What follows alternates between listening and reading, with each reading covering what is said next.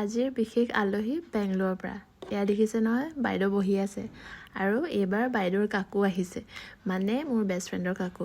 আৰু তাই যিহেতু বহুত দিন আমাৰ ঘৰত অহা নাছিলে আৰু মোৰো যোৱা হোৱা নাছিলে, গতিকে কাকুৱে মাতি আছিলে আহিবি, কিন্তু মইহে সময় মিলাই যাব পৰা নাছিলোঁ, কাৰণ ঘৰত এইকেইদিন বিহুও হৈছে আৰু কিবা কিবি কাম চলি আছে কাৰণে সময় মিলাব পৰা নাছিলোঁ।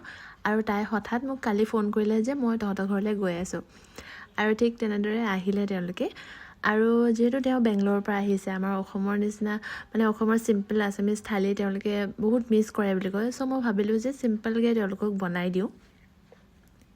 মই বনাই দিছিলোঁ পৰ্ক বইল, তাৰপিছতে ভাজি অলপ বনাইছিলোঁ, চাটনি এটা বনাইছিলোঁ। এণ্ড আই হোপ কাকু আপুনি ভাল পালে এই ভিডিঅ'ৰ যোগেদি। আৰু সঁচাকৈ নজনা কথা বহুত বেছি শিকিলোঁ আৰু বহুত বেছি কথা জানিব পাৰিলোঁ আপোনাৰ পৰা। চ' থেংকছ টু ইউ। আকৌ এবাৰ আশা কৰিছোঁ যাতে আপুনি কাকিমণিৰ লগত আহে আমাৰ ঘৰলৈ, তেওঁকো যাতে লগ পাওঁ।